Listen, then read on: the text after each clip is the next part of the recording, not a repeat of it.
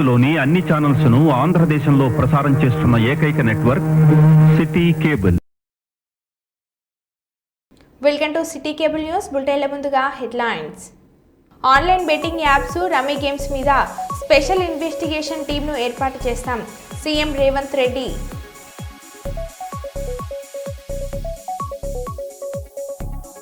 Assembly సాక్షిగా అభయదానానికి ముందుకు వచ్చిన కేటీఆర్.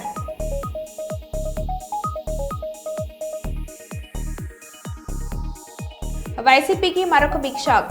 ఎమ్మెల్యే విజయ్ చంద్ర సమక్షంలో 600 కుటుంబాలు టీడీపీలో చేరిక.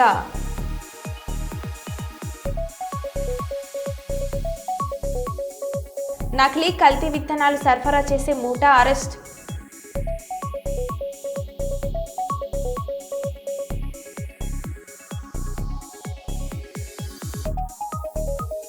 ఆల్ వర్కింగ్ జర్నలిస్ట్ అసోసియేషన్ ఆధ్వర్యంలో జర్నలిస్టులకు టోపీలు పంపిణీ.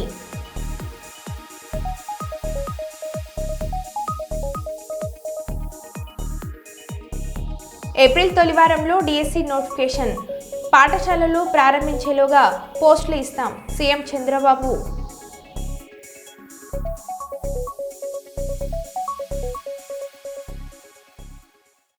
ఇక వివరాల్లోకి వెళ్తే, హన్మకొండ ప్రెస్ క్లబ్లో యూత్ కాంగ్రెస్ రాష్ట్ర కార్యదర్శి తోట పవన్ మాట్లాడుతూ, గత బీఆర్ఎస్ ప్రభుత్వ హయాంలో వరంగల్ పశ్చిమ నియోజకవర్గంలో భూ కబ్జాలు అడుగడుగునా జరిగాయి.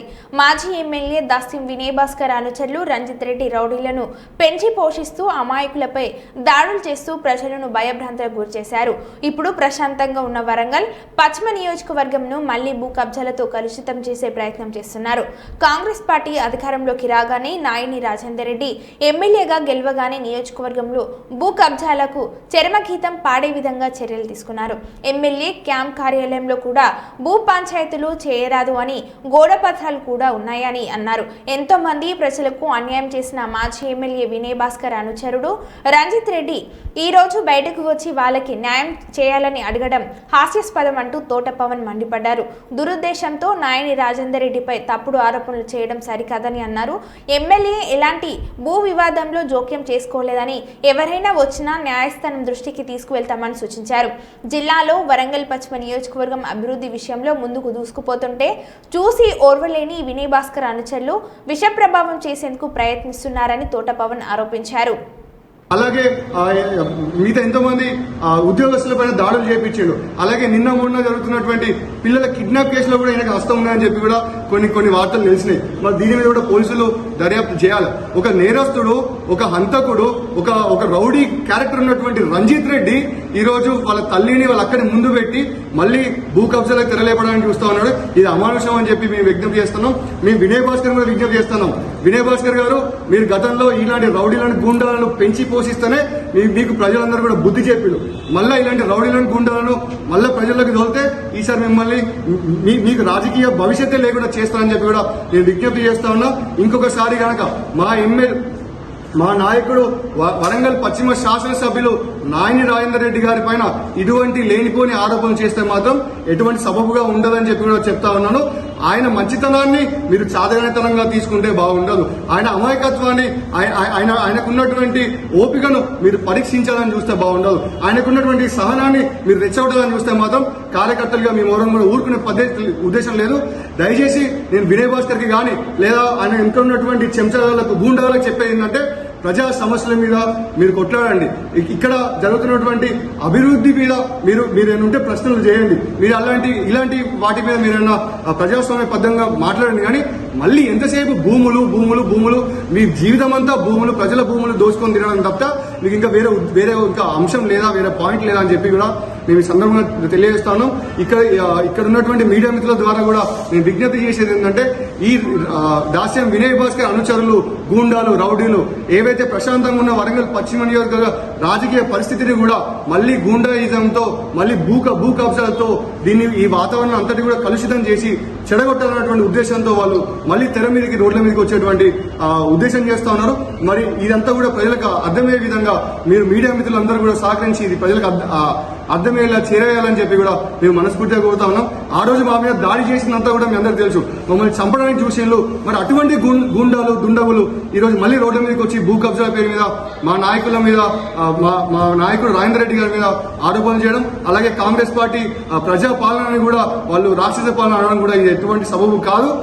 మీరు ఖచ్చితంగా ఏంటంటే ప్రజాక్షేత్రంలో ప్రజా సమస్యల మీద కొట్లాడండి, కానీ మీరు అనవసరంగా ఇటువంటి లేని పని చేయకు. గతంలో టీఆర్ఎస్ పార్టీ అధికారంలో ఉన్నప్పుడు మా పైన పోలీసులను ఉపయోగించి మీరు దౌర్జన్యంగా అక్రమ కేసులు పెట్టించి మమ్మల్ని లాకప్లలో కేసులు కొట్టించింది. అటువంటి చరిత్ర మీకున్నది, కానీ మాకు ఎటువంటి చరిత్ర లేదు. మేము పోలీసులను ఖచ్చితంగా ప్రజలకు సేవ చేయడానికి మాత్రమే ఇక్కడ అందరూ కూడా నడుస్తూ ఉన్నారని చెప్పి కూడా దీన్ని గమనించాలని చెప్పి కూడా మేము కోరుతా ఉన్నాము. ఈ అవకాశం ఇచ్చినటువంటి హనంకొండ ప్రెస్ క్లబ్ మిత్రులందరికీ కూడా ధన్యవాదాలు.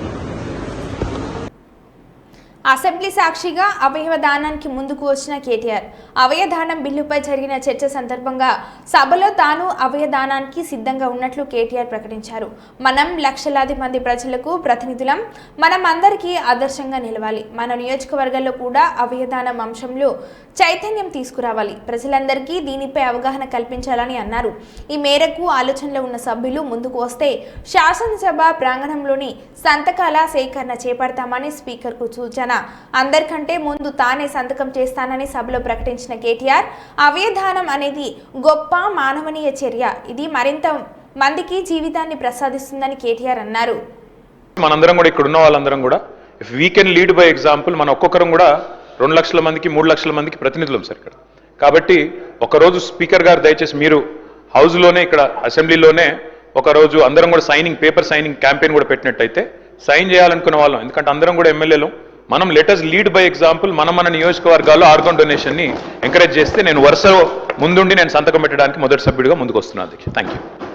10th పేపర్ లీక్ విషయం పక్కదారి పాటించడానికి కేటీఆర్పై అక్రమ కేసు పెట్టి ఈ చిల్లర ప్రయత్నం చేశారు. 10వ తరగతి పరీక్షలు కూడా సరిగ్గా నిర్వహించడం చేతగాని ప్రభుత్వం ఇది.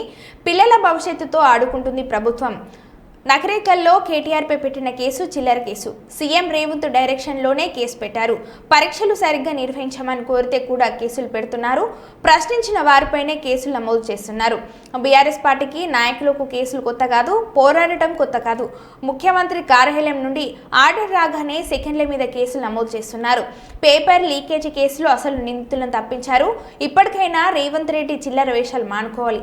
పోలీసులు చట్ట ప్రకారం నడుచుకుంటే మంచిది. మేము న్యాయపరంగా కొట్లాడతాం.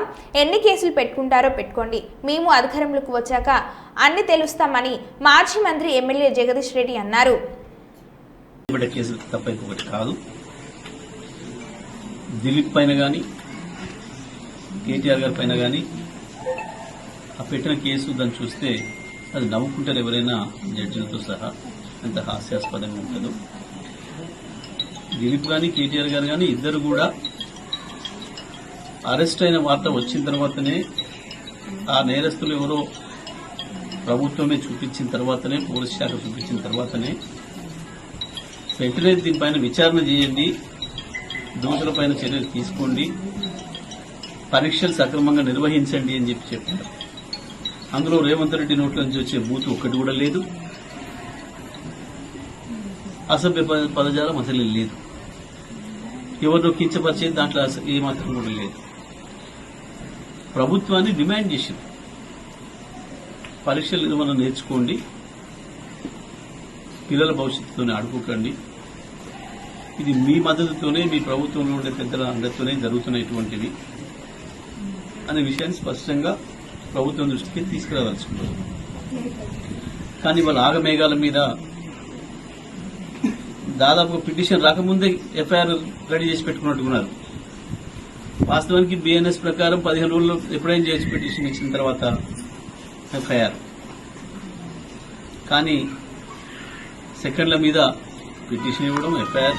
పైగా ఇక్కడున్న ఈ చోట నాయకుడు ఎవరో కేటీఆర్ గారికి తెలుసట, ఆల్రెడీ వారి సామాజిక వర్గం ఏందో కూడా తెలుసట.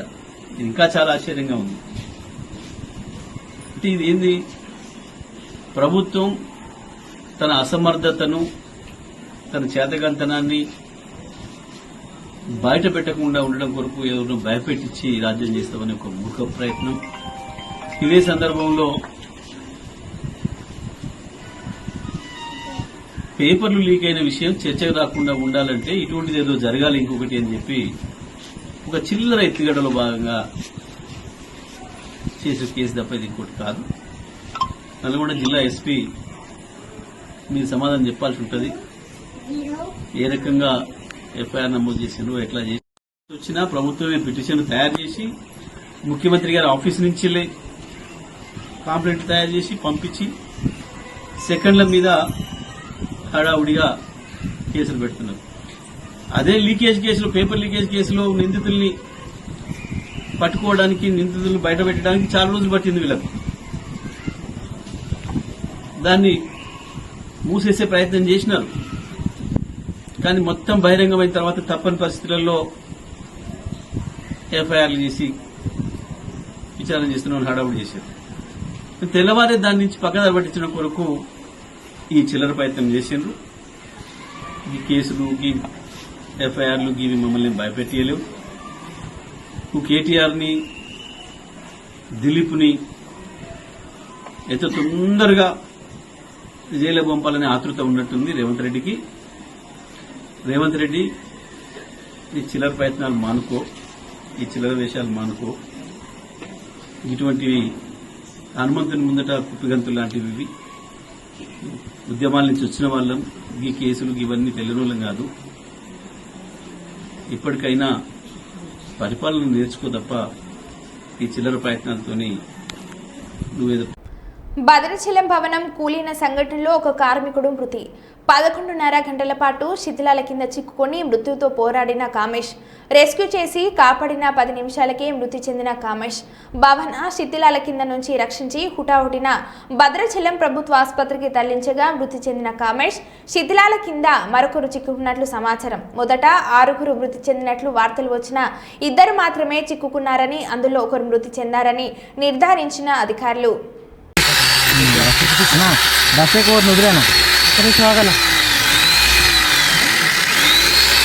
అన్న కాలు సపోర్ట్ ఉండట్లే అన్న. ఒక నిమిషం ఆపన్నా, ఆయన కాలు సపోర్ట్ ఉండట్లేదు ఏంటబ్బా. ఒక నిమిషం కనిపిస్తుంది నాకు క్లియర్ గా. ఒక నిమిషం కనిపిస్తుందా? వీడియో వీడియో ఆన్లైన్ కాలేదు.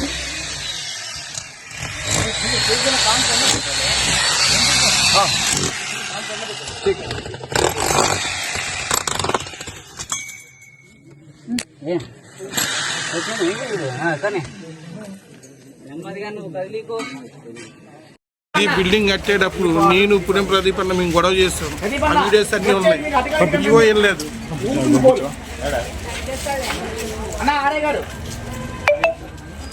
అదే సార్ అది తెగించుకోవాలి. తెగంటే మొత్తం పడుతుంది, అది కూడా పడుతుంది.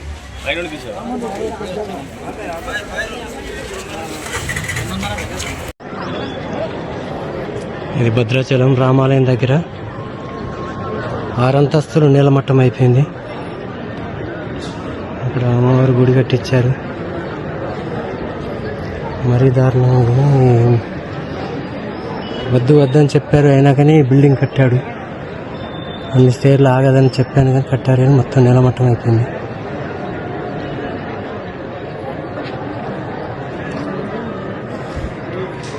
ఇక్కడ పక్కన Sathya Sai Baba temple. Online betting apps, rummy games మీద స్పెషల్ ఇన్వెస్టిగేషన్ టీంను ఏర్పాటు చేస్తామని సీఎం రేవంత్ రెడ్డి అన్నారు. బెట్టింగ్ యాప్లు కానీ, ఆన్లైన్ బెట్టింగ్ కానీ, ఆన్లైన్ రమ్మీ గేమ్ల పట్ల అప్రమత్తంగా ఉండడమే కాదు, కఠినంగా వ్యవహరించాలని ఈరోజు రాష్ట్ర ప్రభుత్వం నిర్ణయం తీసుకున్నది. దీన్ని నిరోధించడానికి, నిషేధించడానికి అవసరమైన చర్యలు తీసుకోవడానికి ఒక స్పెషల్ ఇన్వెస్టిగేషన్ టీం, వీలైతే సిబిసిఐడి కానీ లేకపోతే అధికారులతో సమీక్ష చేసిన తర్వాత ఒక స్పెషల్ ఇన్వెస్టిగేషన్ టీంను వేసి కఠినంగా వ్యవహరించాలని చెప్పి ఈరోజు రాష్ట్ర ప్రభుత్వం నిర్ణయం తీసుకున్నది అధ్యక్ష. అదేవిధంగా గతంలో చేసిన చట్టంలో దీంట్లో ప్రధానంగా 2 సంవత్సరాల కంటే మించి శిక్ష కూడా లేదు. రేపు వచ్చే పత్తి విత్తనాల విలువ 9 12,500 స్వాధీనం చేసుకున్న Bellampalli ACP A Ravikumar Mandamarri police station circular పరిధిలో నకిలీ పత్తి విత్తనాలు సరఫరా చేసే ముఠాను అరెస్ట్ చేసినట్లు బెల్లంపల్లి ఏసీపీ ఏ రవికుమార్ స్థానిక పోలీస్ స్టేషన్లో ఏర్పాటు చేసిన విలేకరుల సమావేశంలో తెలిపారు. మందమరికి చెందిన తిరుపతి సహాయంతో అన్నారం చెందిన బొలిశెట్టి జనార్దన్ కూడా 7 సంచులు ఒక సంచిలో 45 కిలోలు 315 కిలోల పత్తి విత్తనాలు అమ్మారని తెలిపారు. ఇటు సమాచారం మేరకు మందమరికి చెందిన తిరుపతిని మరియు పున్నారంకు చెందిన జనార్దన్ను పట్టుకుని విచారించగా జనార్దన్ కొనుగోలు చేసి పత్తి విత్తనాలను తిరుపతి సాయంతో దేవ్పూర్లోని చింతగూడ గ్రామంలో సల్పల వాగు పక్కన దాచి అవసరం ఉన్న వారికి అమ్ముతారని తెలిపారు.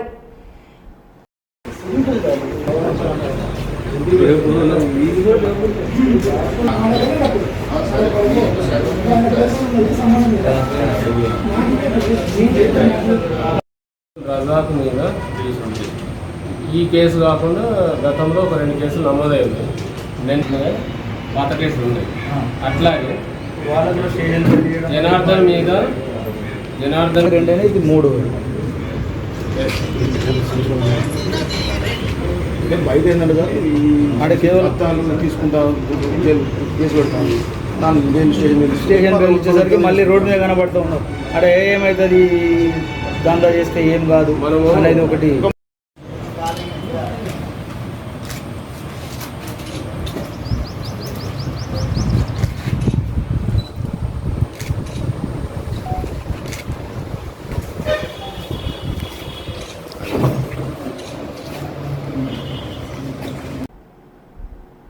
సుల్తాన్బాద్ పట్టణ కేంద్రంలోని పూసల గ్రామానికి చెందిన పద్మశాలి పేదింటి అమ్మాయి రమ పెళ్లి ఖర్చుల నిమిత్తం సుల్తాన్బాద్ లయన్స్ క్లబ్ ఆధ్వర్యంలో ఆర్థిక సహాయాన్ని అందజేశారు. ఈ సందర్భంగా పద్మశాలి సంఘం అడక్ కమిటీ పెద్దపల్లి జిల్లా అధ్యక్షుడు లయన్స్ క్లబ్ రీజనల్ కోఆర్డినేటర్ వలస నీలయ్య మాట్లాడుతూ పేదింటి అమ్మాయి పెళ్లి ఖర్చుల నిమిత్తం 32,000 రూపాయల ఆర్థిక సహాయాన్ని లయన్స్ క్లబ్ సభ్యుల సహకారంతో అందజేశామని తెలిపారు. ఈ సందర్భంగా రమ సుల్తాన్బాద్ లయన్స్ క్లబ్ వారికి కృతజ్ఞతలు తెలిపింది.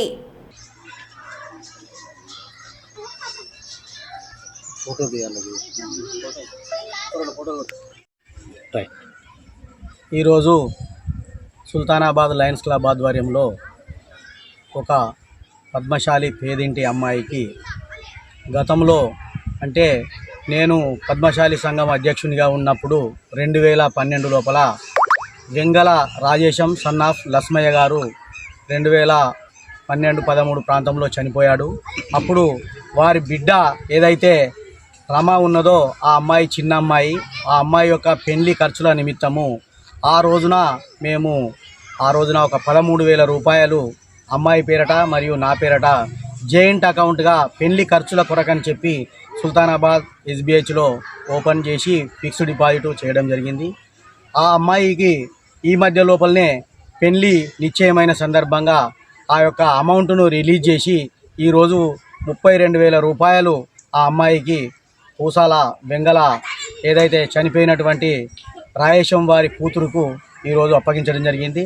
ఈ కార్యక్రమంలో పాల్గొన్న మా సుల్తానాబాద్ లయన్స్ క్లబ్ సభ్యులందరికీ కూడా కృతజ్ఞతాభినందనలు తెలియజేస్తున్నాను. 12 సంవత్సరాలు అయితే చనిపోయి వలస నీలయ్య మా కుల పెద్ద మనిషి, తను నా పేరు మీద పెళ్ళికి ఖర్చుకు 32,000 డబ్బులు అందజేయడం జరిగింది. వారికి అందరికి కుల బంధువులందరికీ నా తరపున లయన్స్ క్లబ్ తరపున అందరికీ కృతజ్ఞతలు తెలుపుతున్నాను. జగిత్యాల జిల్లా మాల్యాల మండలం కొండగట్టు పుణ్యక్షేత్రంలోని ఆంజనేయ స్వామిని రాష్ట్ర వెనుకబడిన తరగతుల కమిషన్ చైర్మన్ నిరంజన్ గురువారం రోజు స్వామివారిని దర్శించుకుని ప్రత్యేక పూజలు నిర్వహించారు. ఈ సందర్భంగా వారికి ముందుగా ఆలయ అర్చకులు సిబ్బంది పూర్ణకుంభంతో స్వాగతం పలికి అనంతరం పండితులు ఆశీర్వచనం చేసి స్వామివారి తీర్థ ప్రసాదాలను వారికి అందజేశారు. ఈ కార్యక్రమంలో వారి వెంట బీసీ కమిషన్ సభ్యులు, జగిత్యాల ఇన్ఛార్జ్ ఆర్డీఓ శ్రీనివాస్, జిల్లా పంచాయతీ అధికారి మదన్ మోహన్, స్థానిక మాల్యాల తహసీల్దార్ మునిందర్, ఆలయ అర్చకులు, సిబ్బంది తదితరులు పాల్గొన్నారు.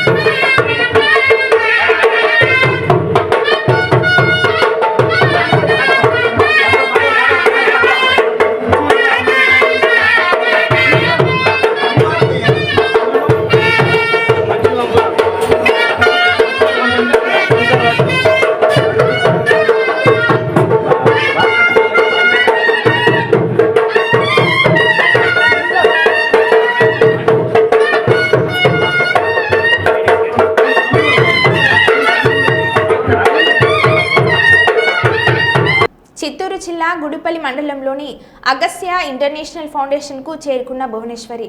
నారా భువనేశ్వర్కి సాదర స్వాగతం పలికిన అగస్య ఫౌండేషన్ ప్రతినిధులు. అగస్య ఇంటర్నేషనల్ ఫౌండేషన్ను సందర్శించిన భువనేశ్వరి అగస్య ఫౌండేషన్లోని ఎగ్జిబిషన్ను పరిశీలించిన భువనేశ్వరి ఎగ్జిబిషన్లోని పలు పరికరాలను పరిశీలించి వాటి గురించి వివరాలు అడిగి తెలుసుకున్న భువనేశ్వరి ప్రభుత్వ పాఠశాల విద్యార్థులతో ముఖాముఖి కార్యక్రమంలో పాల్గొన్న Bhuvaneswari.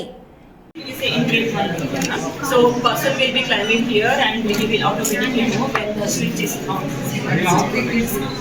So we can make it in a robot here. So the smaller, the suitcase we can.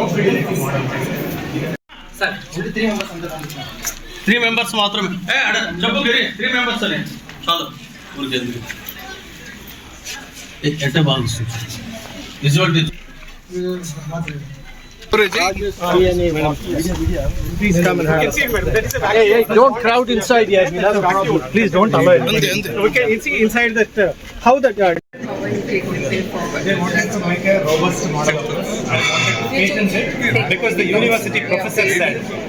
He said, you know, this is one of the unique models. You should patent it because it's not available anywhere. So they are working for it. So this is the kind of the items they come up with the innovation. This is the highest level, but the lowest of the lowest is also available. So actually అమ్మాయి వాళ్ళ నాన్న వచ్చేసి ఒక problem face చేశారు. Coconut piece ఎక్కేటప్పుడు పడిపోయారు. So అలాంటి problem మా నాన్నకి రాకూడదు, ఇంకెవరికి రాకూడదు అనేసి చేశారు. జస్ట్ ఆపరేట్ చేసి చూపించారు.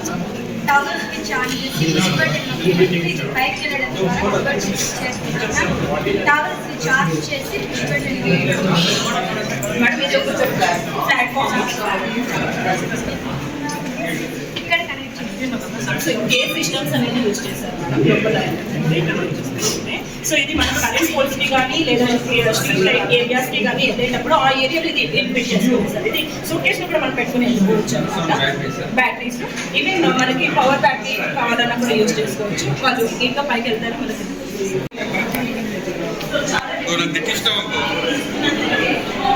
చాలా మంది పిల్లలు ఏం చెప్తున్నారంటే పేరెంట్స్ వచ్చేసి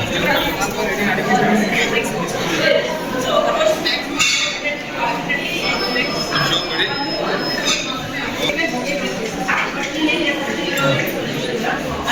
మనం మట్టిని అనేది ఈవెన్ మనం అచ్చు కూడా రివర్స్ చేసేదాం. అది చేయడం వల్ల project from KGBV high schools లో వచ్చింది. మనం పిల్లలు అక్కడ ఏం ప్రాబ్లమ్ ఫేస్ చేస్తున్నారంటే బెంచ్ కంపేర్డ్ అనేసి వాళ్ళకి హాస్టల్లోనే రూమ్స్ ఇస్తూ ఉన్నారు. సో కొన్నిసార్లు అయితే రూమ్ ఫెసిలిటీస్ లేకపోతే అక్కడే పనుకునే వాళ్ళు అనమాట. సో అందుకనేసి ఏం చేశారంటే పిల్లలు బరువు మోయడం చాలా కష్టంగా ఉంది అని చెప్పేసి వచ్చి స్టడీగా యూజ్ చేసుకోవచ్చు అనేది. Basically, what they have to find a solution. And we teach them how to the steps to do. Telangana satellite network to all the schools. Now we've been speaking to the government in Vijayawada, SPD and others, to offer the same program through satellite or TV or any kind of TV to all the schools in Andhra Pradesh. So here we are doing it in a limited scale, but that we should. This is the basis of our. దేశంలో చాలా మంది అమ్మాయిలకు భద్రత లేకుండా rapes kidnaps అనేది జరుగుతుంది.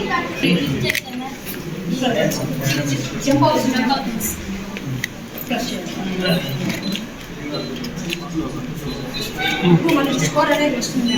So ఇలాంటిది పిల్లలకి స్క్రాచ్ లో మనం ప్రోగ్రామింగ్ అనేది కూడా నేర్పిస్తాం మనం పిల్లలకి డిజిటల్. వాళ్ళు ఆహారం తినడం కానీ బేసిక్ నీడ్స్ కోసము వాళ్ళు ఇంకా ఎవరిని ఎదురు చేయాల్సిన అవసరం లేదు. దీన్ని ఎలా చేసినామంటే వాళ్ళకి గ్యాప్లా బౌన్స్ అనేది మూవబుల్గా మేము చేసినాము. సో దానితో మేము ఈ స్పెషల్ టైప్ 4 డైరెక్షనల్ గేర్ బాక్స్ని మేక్ చేసి దీని ద్వారా వాళ్ళు షోల్డర్స్ కనెక్ట్ చేసినప్పుడు ఎటువంటి పనిని వాళ్ళు ఈజీగా చేయడానికి జస్ట్ షోల్డర్ మూమెంట్ లోనే అన్ని చేసుకోవచ్చు అనేసి. బట్ ఇక్కడ చూసినట్లయితే మీకు ఇంకొక ఇది కూడా చెప్పారు, ఫైర్ ఎక్స్టింగ్విషర్. దీంట్లో మనము ఒక వస్తువుని తాగడానికి కోసము కొద్దిగా మేము మెంటర్షిప్ చేసాము. అగస్య ఇంటర్నేషనల్ ఫౌండేషన్ ద్వారా మాకు మంచి సపోర్ట్ చేసి మోడల్ అనేది మేక్ చేసాము. 2 బ్రదర్స్ ఉన్నారు. మరి So they won the 25,000 cash award also, appreciation letter, national level, all the English medium high-five children participated. But they, because they have not. మరో బులెటిన్లో మళ్ళీ కలుద్దాం. Stay tune.